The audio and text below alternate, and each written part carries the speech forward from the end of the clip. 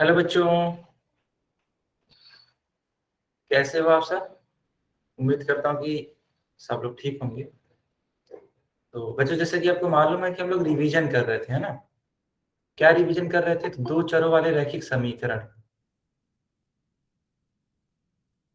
है ना? तो दो चरों वाले रैखिक समीकरण हम लोग रिवाइज कर रहे थे। तो इसी को हम लोग थोड़ा सा आगे बढ़ाते हैं और आज इसके आगे की बातों को हम लोग सीखने का प्रयास करते हैं। ठीक है?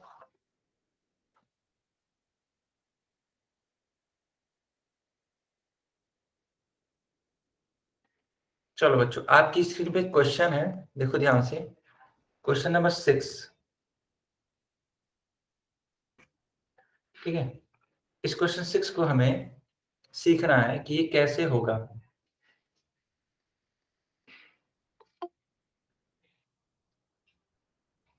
तो सारे बच्चे ध्यान से सीखेंगे। ठीक है, सारे बच्चे ध्यान से सीखेंगे। देखो, लिखा है एक समीकरण 2x प्लस 8 बराबर 0 का ज्यामितीय निरूपण कीजिए। तो इसको सबसे पहले हम लोग सॉल्व करेंगे बच्चों। देखना,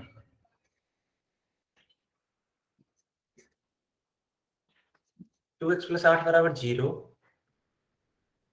2x बराबर -8, तो x बराबर -4, यानी कि x का मान -4 आ गया।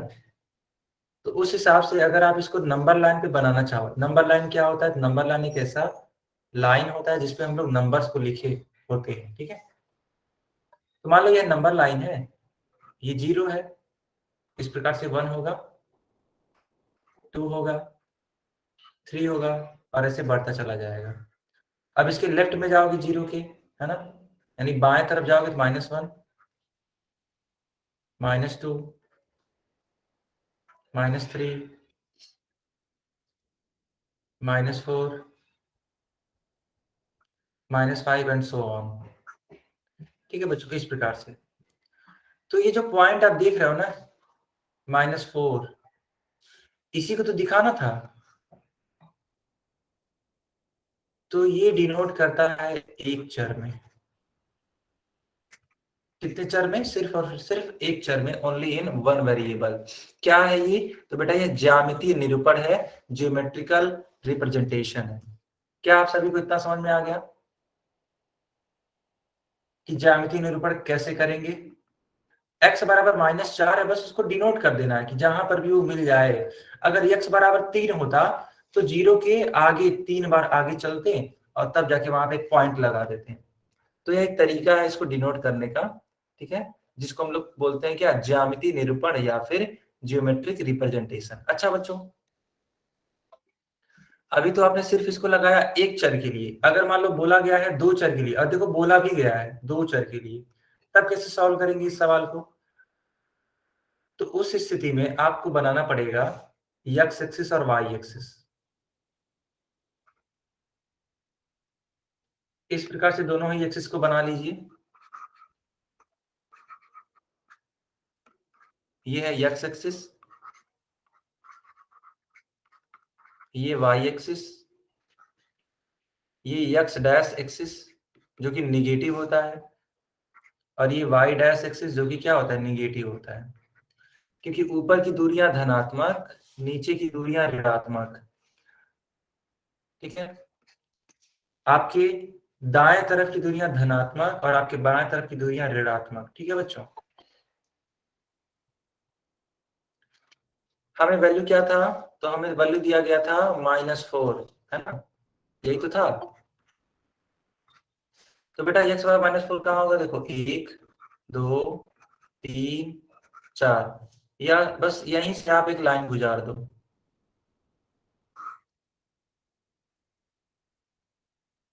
तो ये जो लाइन गुजर रही है बेटा, यही क्या होगा? इसका ज्यामितीय निरूपण होगा। ठीक है? आप सभी को ये समझ में आ गया?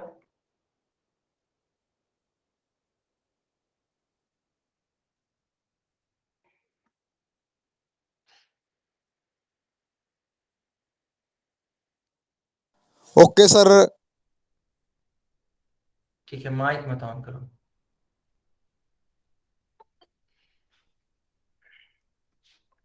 तो आप इसको नोट कर लो या फिर इसका स्क्रीनशॉट ले लो, ठीक है?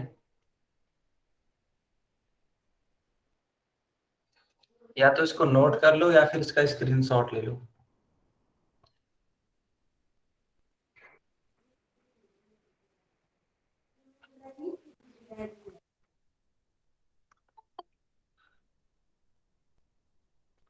चलो बच्चों, बहुत बढ़िया। देखो, इस प्रकार से डिनोट किया गया है, आप सभी ने देख लिया है ना? चलो, अब कुछ इंपॉर्टेंट बातें करते हैं जो कि समरी है। समरी क्या होता है आप सभी जानते होंगे। जब भी एक चैप्टर खत्म होता है तो जो चैप्टर के इंपॉर्टेंट पॉइंट्स होते हैं उनको डिस्कस किया जाता है, ठीक है? उसी को हम लोग क्या बोलते हैं? समरी। चलो हम लोग अब इस चैप्टर का समरी पढ़ते हैं। याद करो, हमने सिखाया था कि दो चरों वाले रैखिक समीकरण अगर हैं तो उनको लिखने का तरीका होता है ax plus b y plus c बराबर 0। ठीक है बच्चों? जहां पे यक्स और वाई क्या थे? तो बच्चों ये तो चर थे। और ए बी और सी क्या थे? अचर थे। क्या आप सभी को ये बातें याद हैं? Yes sir. तो देखो हम क्या कर रहे हैं, हमने समरी पढ़ा रहे हैं अब आपको। तो जो आपने चीजें पढ़ी वो बस रिवाइज होगा एक तरीके से, है ना? कुछ इंपॉर्टेंट पॉइंट रिवाइज होगी। फिर मैंने आपको सिखाया था कि अगर कोई दो चर वाला रैखिक समीकरण है ना, तो उसके अनंत हल होते हैं, इनफाइनाइट सॉल्यूशन होते हैं। इस प्रकार से अगर एक यस सर। समीकरण लिखा है तो इसके कितने हल होंगे? अनंत हल, इनफाइनाइट सॉल्यूशन। क्या आप सभी को याद है? इस प्रकार का मैंने एक क्वेश्चन करवाया था, याद है आपको? Yes sir. बहुत बढ़िया, है ना? तो बस जो आपने सीखा हुआ है, घर पे कुछ चीजें आनी है और कुछ ऐसी भी चीजें आनी जो आप नहीं सीखे हैं, तो वो मैं आपको सिखाऊंगा। फिर देखो लिखा हुआ है कि दो चरों वाले प्रत्येक रैखिक समीकरण का हल एक सरल रेखा होता है। ये भी आप सीखे हुए हो, याद करो। आपको एक क्वेश्चन करवाया गया था 9x प्लस 7y बराबर 63। तो आप लोग सभी ने, है ना, आप सभी ने ग्राफ यस बनाया था, है ना? याद करो, ग्राफ यही था, इसी प्रकार से, सर। इस प्रकार से ग्राफ आया था। अब बताओ, ये जो ग्रीन वाली लाइन है वह क्या है? एक सरल रेखा ही तो है। अब कहोगे सर सरल रेखा का यस। मतलब क्या होता है? सरल रेखा का मतलब सीधी रेखा, एक स्ट्रेट लाइन। तो आप सभी ऐसे समझ लीजिए कि अगर कोई भी दो चरों वाला रैखिक समीकरण है बच्चों, तो इसका जो ग्राफ होता है वह एक सीधी रेखा आती है। आप सभी को ये समझ में आ गया? Okay sir.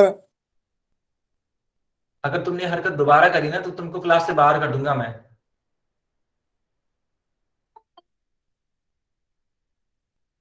बस क्लास को डिस्टर्ब करने आते हो क्या तुम?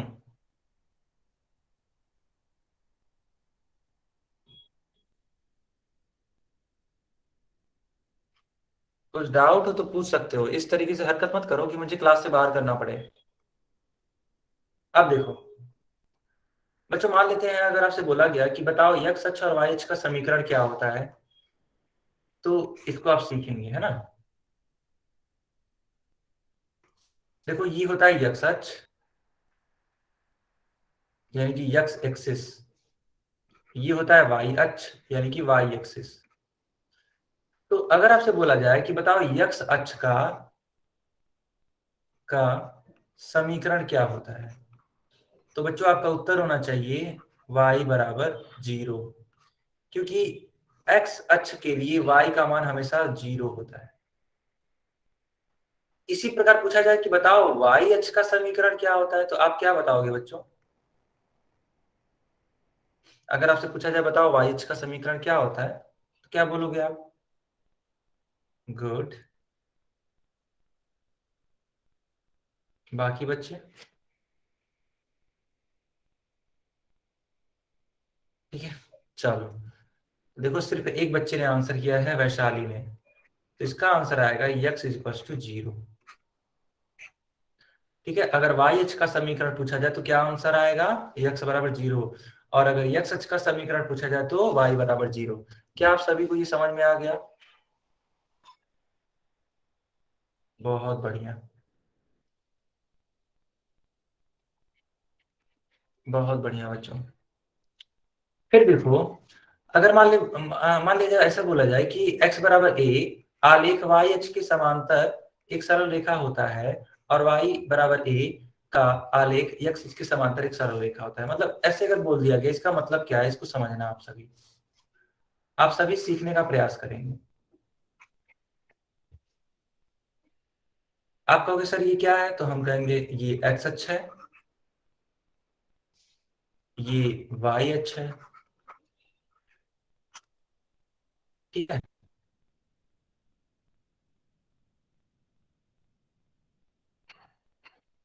समझना।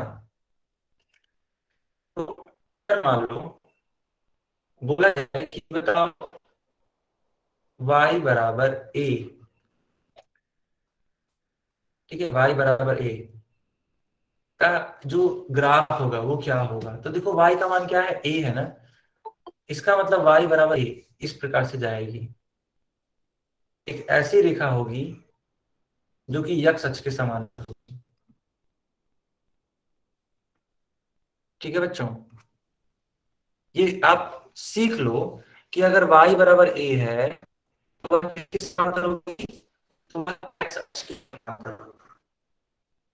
ठीक, तो बताओ इस, अगर बोला जाए कि बताओ x बराबर a,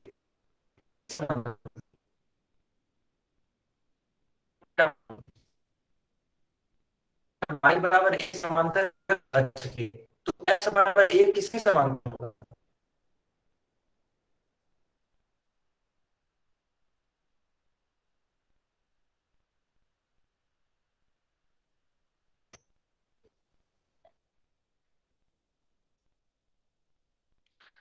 बच्चों, आपको मेरी आवाज आ रही है,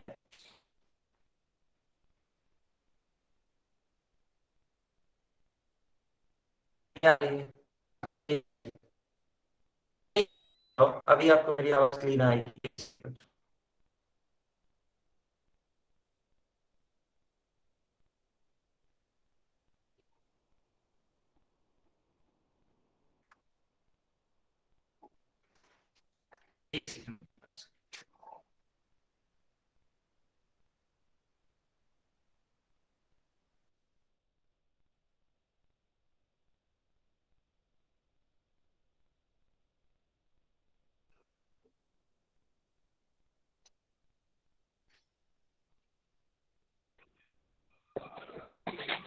बताओ बच्चों, अब आवाज आ रही है? अब बताओ, अब आवाज आ रही है? ठीक है, ओके, सारे बच्चे माइक बंद रखिए। अब देखो, हमने आपको ये सिखाया कि अगर कोई रेखा है जो कि है y बराबर a, तो यह x अक्ष के समांतर होती है। ठीक है बेटा, और अगर कोई रेखा x बराबर a होगी तो यह किसके समांतर होगी, आपको मालूम है?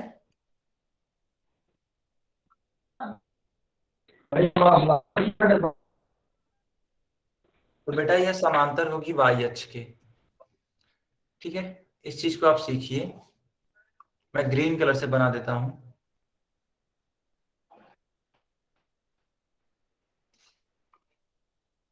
ये जो रेखा है x बराबर a है और ये किसके समांतर है देखो, तो यह y अक्ष के समांतर है। ठीक है बच्चों, इतना क्लियर है आप सभी को? Yes sir. Okay, good.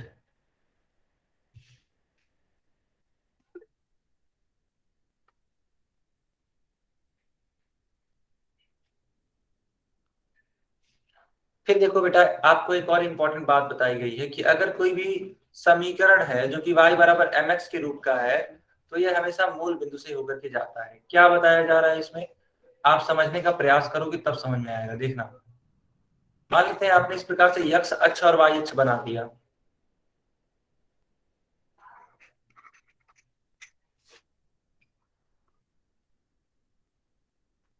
ठीक है, और आपसे बताया गया कि y बराबर mx का समीकरण जो भी है ना, उसका आपको बनाना है ग्राफ। तो बेटा इसका एक ग्राफ जो होता है वो एक सीधी रेखा होती है। जो कि मूल बिंदु से होकर के जाती है।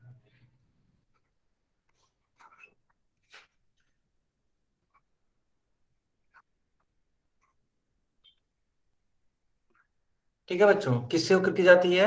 मूल बिंदु से होकर के जाती है, यानी 0,0। आप सभी समझ पा रहे हो? ठीक है। तो जब भी आपसे बोला जाए कि बताओ y बराबर mx रेखा कहां से होकर के जाएगी, तो आपका उत्तर होना चाहिए कि यह मूल बिंदु से होकर के जाएगी।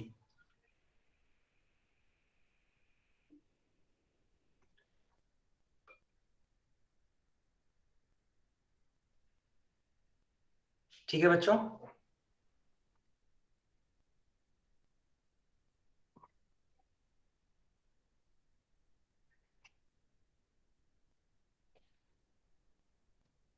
क्लियर है?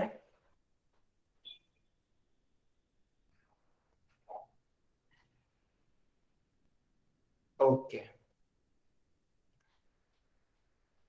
बहुत बढ़िया। अब देखो बेटा, एक और पॉइंट है जो कि बहुत ज्यादा इंपॉर्टेंट है, मैं इसको भी आपको सिखा देता हूँ। देखो, अगर कोई दो चर वाले रैखिक समीकरण के आलेख पर कोई बिंदु स्थित है ना, तो उसका वो हल कहलाता है। जैसे कि मान लो हमने लिखा x प्लस 2y बराबर मान लेते हैं मैंने लिख दिया 7। ठीक है, और मैंने कहा कि चेक करो कि क्या 5,1 इस बिंदु को संतुष्ट करता, इस वाली रेखा को संतुष्ट करता है। तो चेक करो क्या इसको संतुष्ट कर रहा है।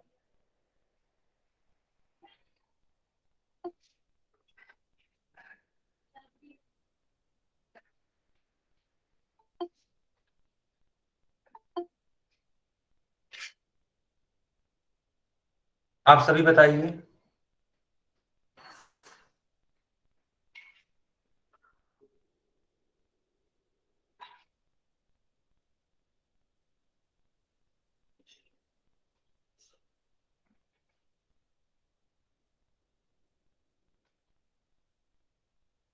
ओके बच्चों, बहुत बढ़िया। चलो चेक करते हैं। x की वैल्यू 5 रखो। ठीक है,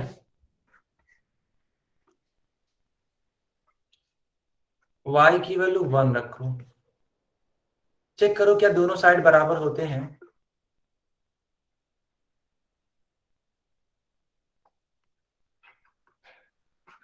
अरे वाह, ये तो बराबर हो गए। इसका मतलब ये जो पॉइंट होगा ना बेटा, इस वाले लाइन पर स्थित होगा। आप समझ पा रहे हो?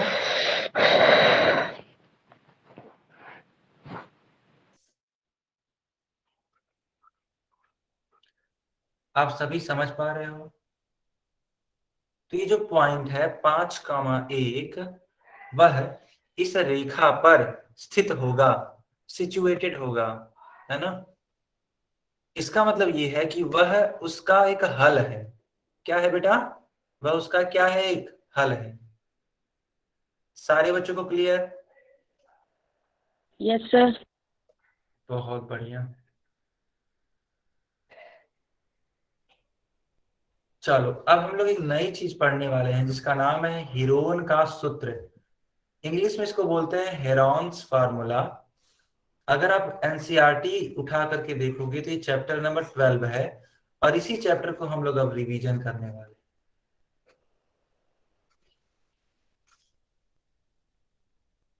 क्या आप सभी को मेरी बात समझ में आ गई Yes, sir. कि हम लोग क्या रिवीजन करने वाले हैं?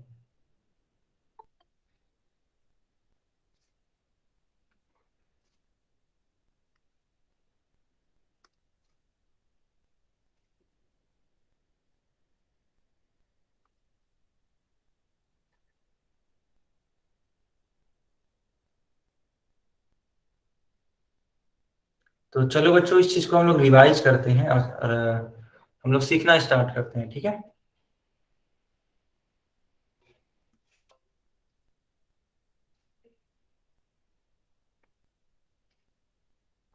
तो हेरॉन्स फार्मूला सीखने से पहले आपको कुछ इंपॉर्टेंट इंपॉर्टेंट बातें बताई जाएंगी, उसको सीखना है आप सभी।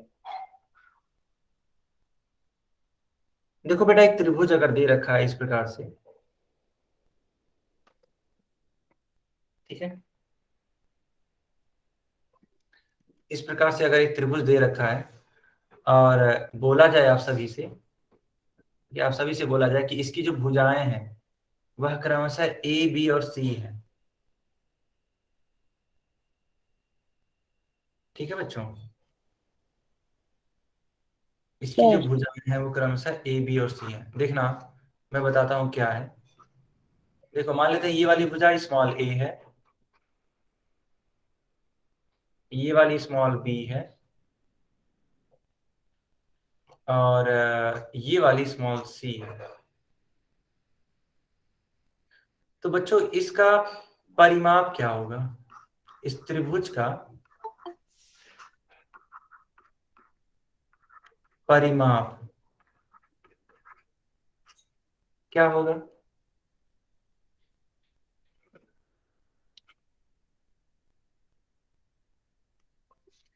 परिमाप का मतलब होता है पेरीमीटर, है ना।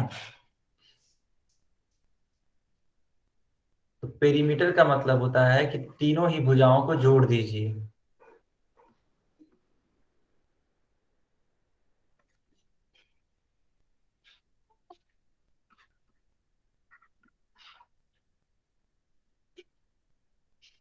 क्या सारे बच्चों को बात समझ में आ गई?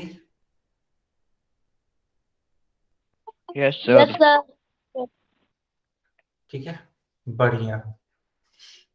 तो आप सभी ने देखा कि त्रिभुज का परिमाप होगा ए प्लस बी प्लस सी। अच्छा बच्चों, अगर पूछा जाए कि बताओ अर्ध परिमाप का मान क्या होगा?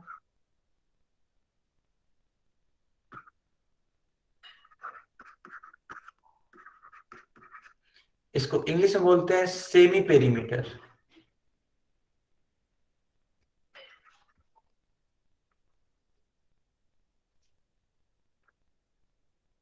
और इसको दिखाते हैं यस से। तो आपको कि सर अर्ध का मतलब होता है आधा, तो 2 से डिवाइड कर दीजिए, हम लोग इसका हाफ कर देंगे, है ना। तो ये होता है इसका अर्ध परिमाप। इतना क्लियर है सभी बच्चों को? यस सर ओके, बहुत बढ़िया।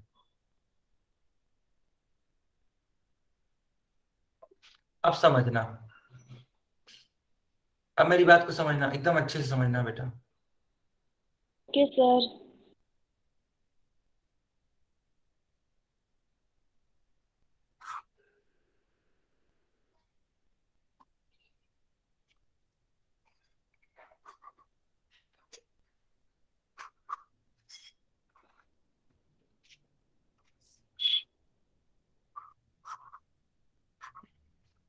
तो हीरोन एक मैथमेटिशियन थे, इनका एक सूत्र आता है, हीरोन का सूत्र, हेरोन्स फार्मूला जिसको बोलते हैं। यह सूत्र क्या करने के लिए निकाला जाता है? तो त्रिभुज का क्षेत्रफल निकालने के लिए बच्चों। अगर आपको त्रिभुज का क्षेत्रफल निकालना है, यानी कि एरिया ऑफ ट्रायंगल, तो उसके लिए सूत्र होता है root s minus a s minus b s minus c. ठीक है बेटा, ये होता है फार्मूला। आप सभी समझ पा रहे हो कि अगर आपसे पूछा गया कि एरिया ऑफ ट्रायंगल क्या होगा, ठीक है, तो आप यही फार्मूला बताओगे। और इस फार्मूले का ही नाम क्या है? Heron's formula. यहाँ पे यस क्या होता है बच्चों? तो यस का मान होता है a plus b plus c by 2। आप सभी को ये समझ में आ गया क्या एकदम अच्छे से? तो बस यस इसको सर जल्दी से नोट कर लो, या यस फिर सर इसका स्क्रीनशॉट ले लो। ठीक है, इसको नोट कर लो या फिर इसका स्क्रीनशॉट ले लो। नोट कर लिया सर अच्छा, बढ़िया। अब मान लो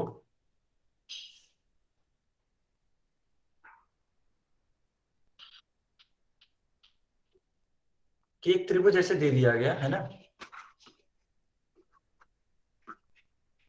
और इसकी ऊंचाई आपको मालूम है ना, इसकी ऊंचाई मालूम है और इसका आधार आपको मालूम है, आधार यानी कि बेस। तब इसका क्षेत्रफल कैसे निकालेंगे? क्या तब भी हीरोन का सूत्र लगाएंगे बच्चों?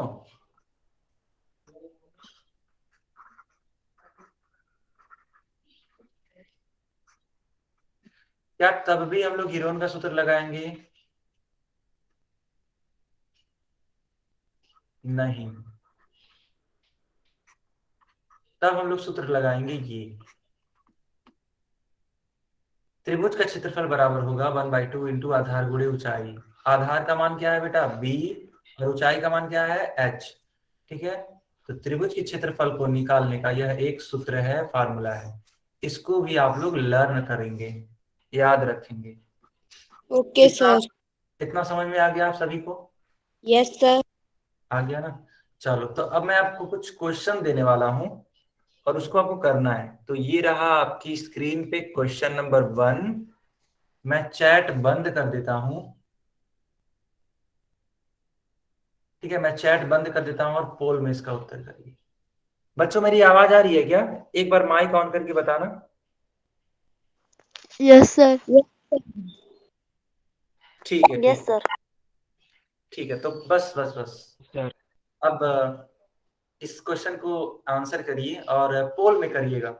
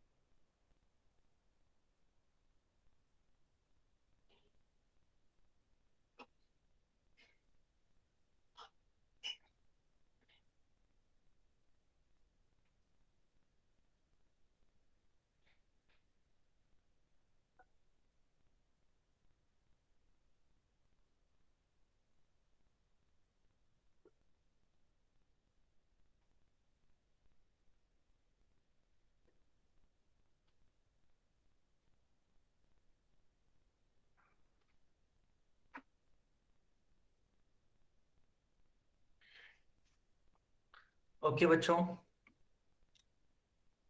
ठीक है, बाकी भी आप इसका उत्तर करिए, पोल में उत्तर करिए। ठीक है,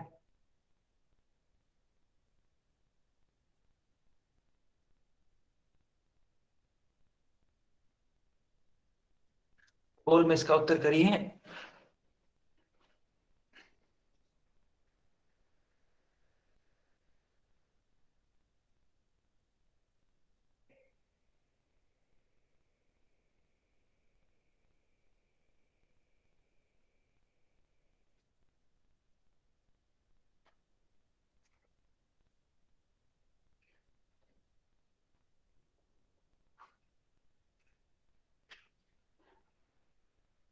दो।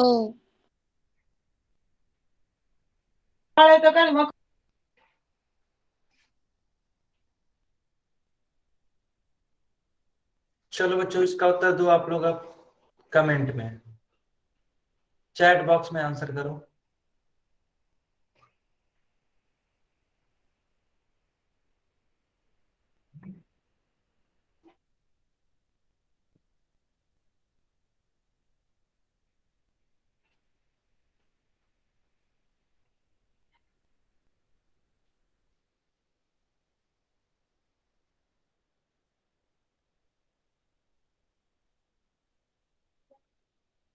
बहुत ही बढ़िया। चलो, अब ध्यान से देखना।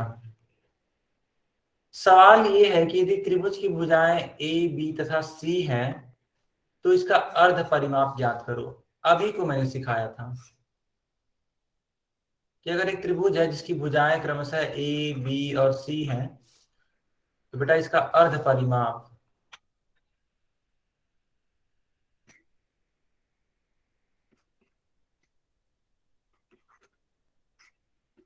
क्या होता है?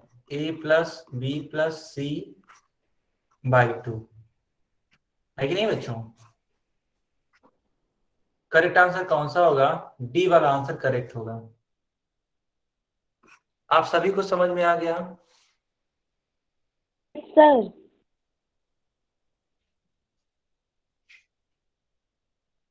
ठीक है, चलो चलो बेटा इस क्वेश्चन को सॉल्व करके बताओ। मैं चैट बंद कर देता हूँ और पोल ऑन कर देता हूँ, ठीक है?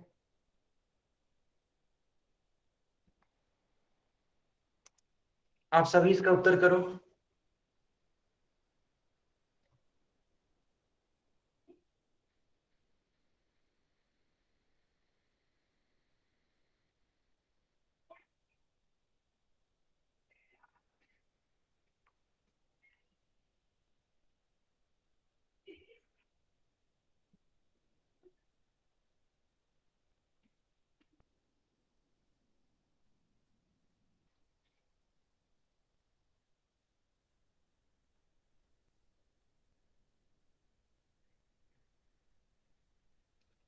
इसको सॉल्व करिए, इसका उत्तर करिए फिर।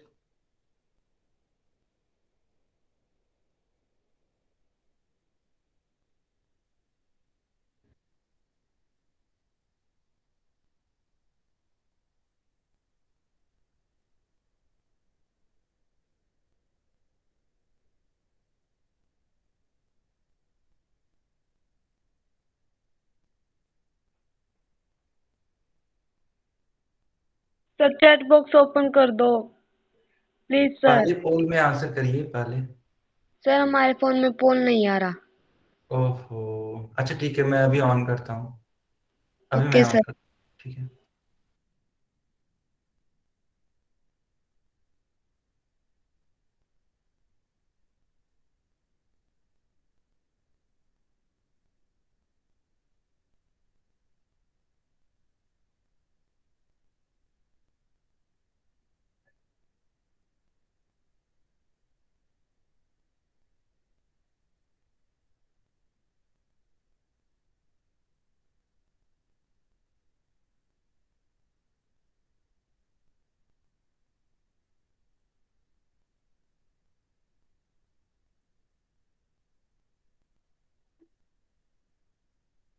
बाकी बच्चे भी उत्तर दीजिए पोल में, ठीक है?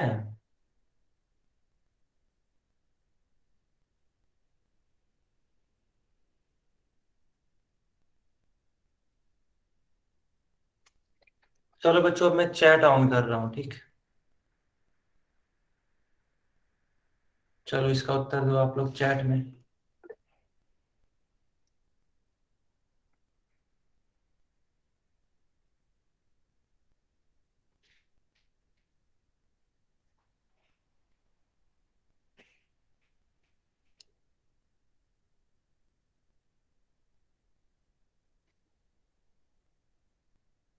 बहुत बढ़िया।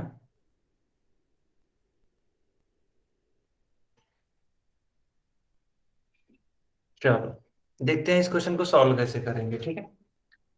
तो लिखा हुआ है कि एक त्रिभुज का आधार 10 सेंटीमीटर, क्षेत्रफल 30 सेंटीमीटर स्क्वायर है, इसकी ऊंचाई ज्ञात कीजिए। तो याद करो, त्रिभुज का क्षेत्रफल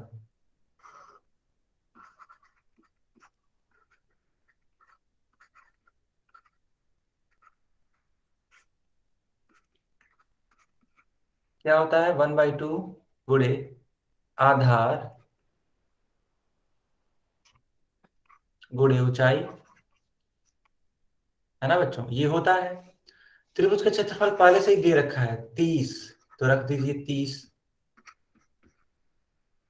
आधार का मान दे रखा है 10 और ऊंचाई आपसे पूछा गया है।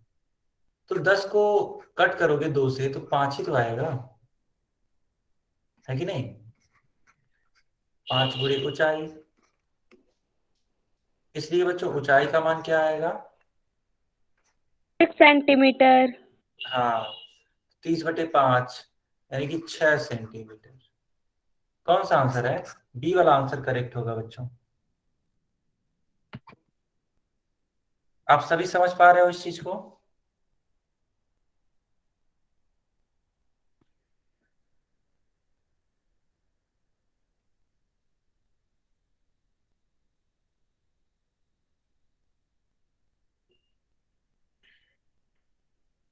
अच्छा बच्चों, इसी प्रकार मैं एक क्वेश्चन पूछता हूँ, देखते हैं कितने बच्चे सही आंसर करते हैं। मान लेते हैं इसी सवाल में ऐसे बोला गया होता कि त्रिभुज का जो क्षेत्रफल है वो है 150 सेंटीमीटर स्क्वायर, और इस त्रिभुज की ऊंचाई जो है ना, वो है मान लेते हैं 45 सेंटीमीटर। तो बताइए इसका आधार क्या होगा? चलो बच्चों बताओ तो, आधार क्या आएगा? सारे बच्चे सॉल्व करके बताइए। ओके गुड, ठीक है। इस क्वेश्चन को आप सॉल्व करके मेरे को बताइए इसका उत्तर क्या आएगा। कमेंट में ही बताइएगा।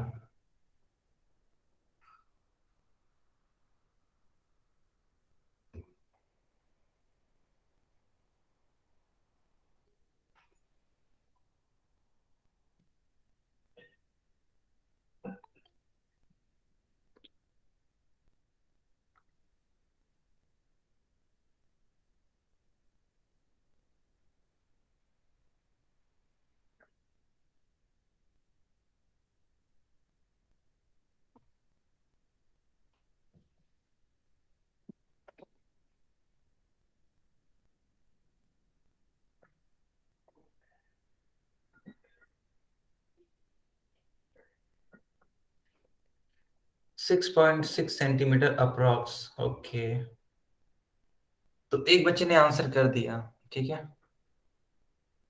बाकी बच्चे भी आंसर करिए।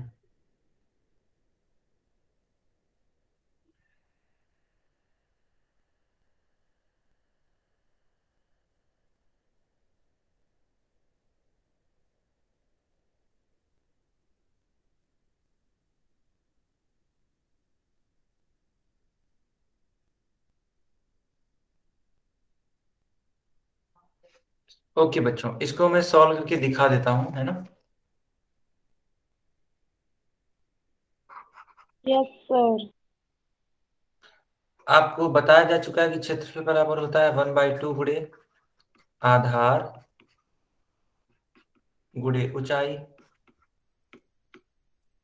तो ध्यान से समझना बच्चों,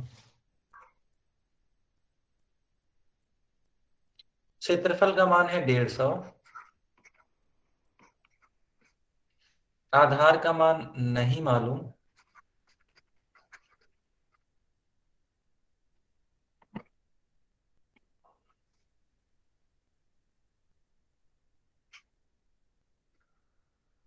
ठीक है, गुणे ऊंचाई का मान 45।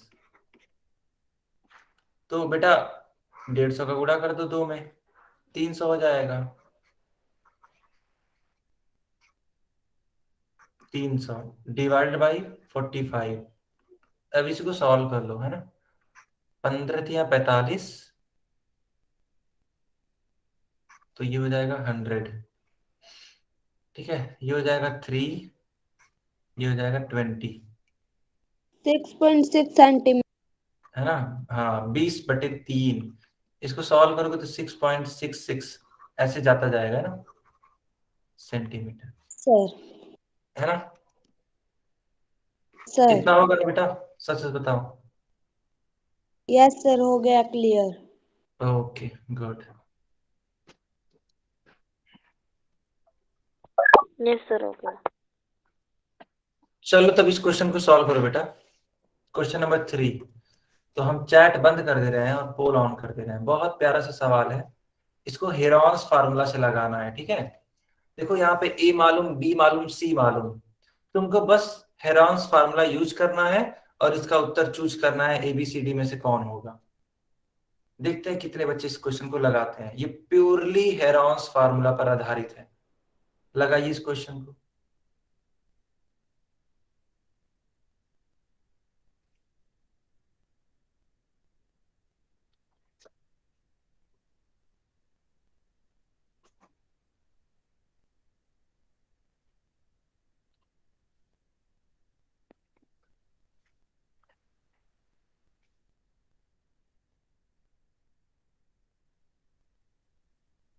बाकी बच्चे भी लगाएंगे, ठीक है।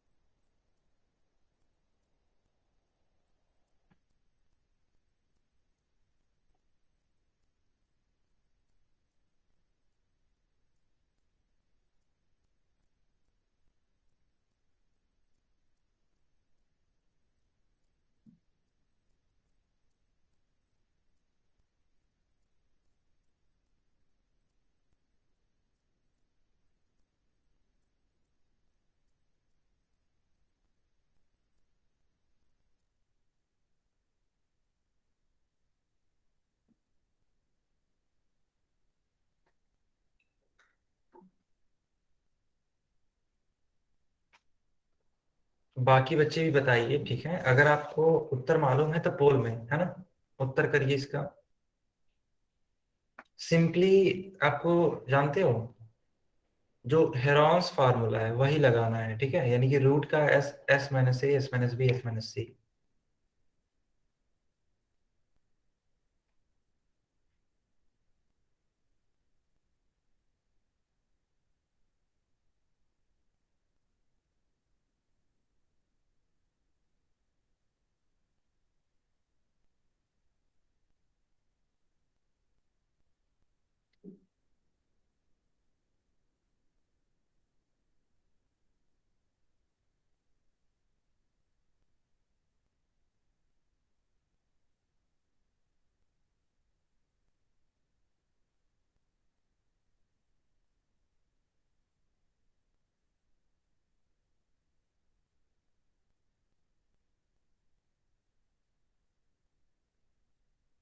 बाकी बच्चे भी उत्तर करिए। भी बहुत कम बच्चों ने उसका उत्तर किया हुआ है, ठीक है। मैं समझ सकता हूँ थोड़ा सा ये बड़ा जा रहा होगा, कैलकुलेशन थोड़ा सा बड़ा है ना। लेकिन मन से लगाओगे तो जरूर लगेगा। इसीलिए अभी भी आपके पास टाइम है, 2 से 3 मिनट ले लो, लेकिन इसका उत्तर करो, है ना।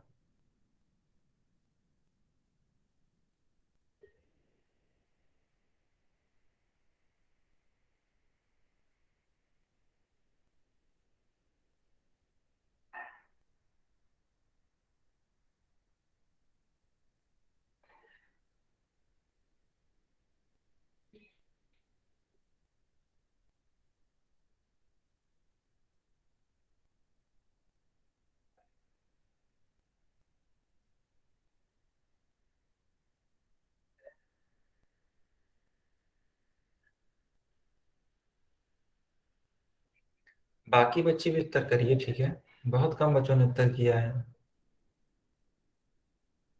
बाकी बच्चे भी इसका उत्तर करिए, ठीक है।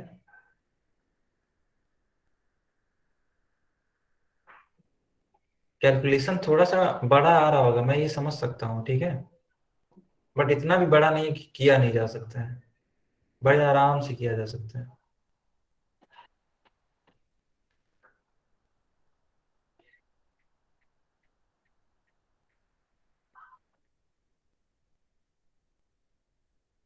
बच्चों हम बताएं इस क्वेश्चन को। Sir 1 minute. ठीक है, ठीक है।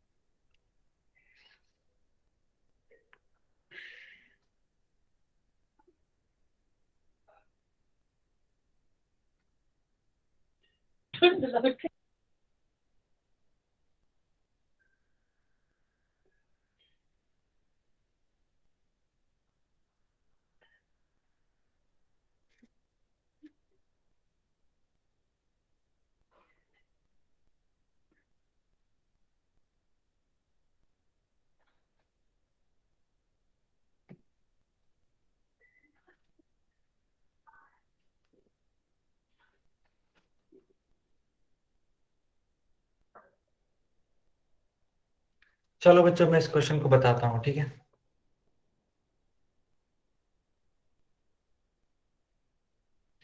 तो मैंने चैट बॉक्स ऑन कर दिया है बच्चों, ठीक है।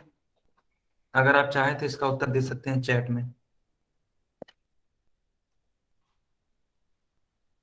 अगर आप इसका उत्तर देना चाहें चैट में दे सकते हैं। ओके, बढ़िया। तो देखो, इस क्वेश्चन को मैं लगाता हूँ और देखते हैं कि कौन सा आंसर आता है। सबसे पहले आप क्या करेंगे, यस का मान निकाल लेंगे, क्योंकि दे दिया है ए की वैल्यू। ए की वैल्यू कितनी है? 40। बी की वैल्यू 24। सी की वैल्यू 32। इसलिए बच्चों यस का मान क्या आएगा?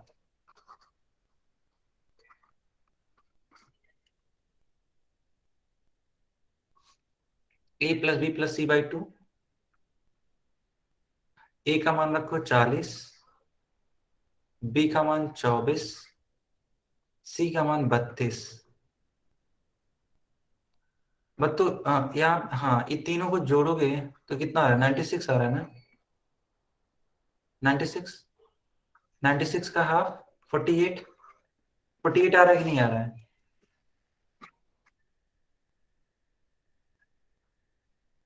48 आ रहा है सबका यहाँ तक? 48 ही आ रहा। अच्छा, ठीक है। अब ध्यान से समझना।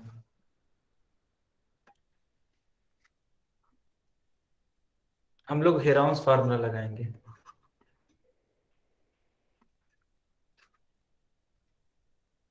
Root s - a s - b s - c। s की वैल्यू 48, a की वैल्यू 40 थी, b की वैल्यू बेटा 24 थी, और c की वैल्यू 32 थी।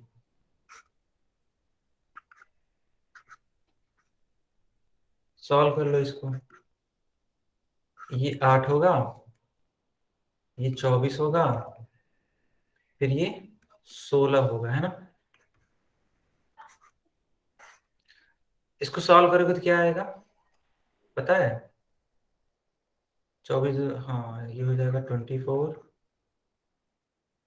24, 8 दूनी 16, 8 दूनी 16, यानी कि 24 × 16 मल्टीप्लाई कराओगे 384 सेंटीमीटर स्क्वायर। यस सर, हमारा यही आंसर है। बहुत बढ़िया।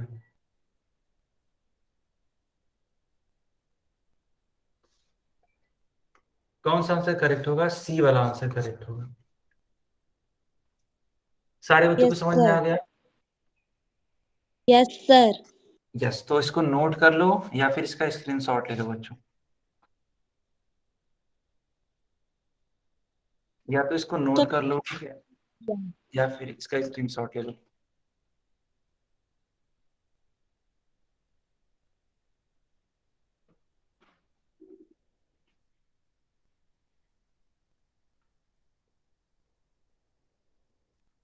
हो गया? सबको समझ में आ गया?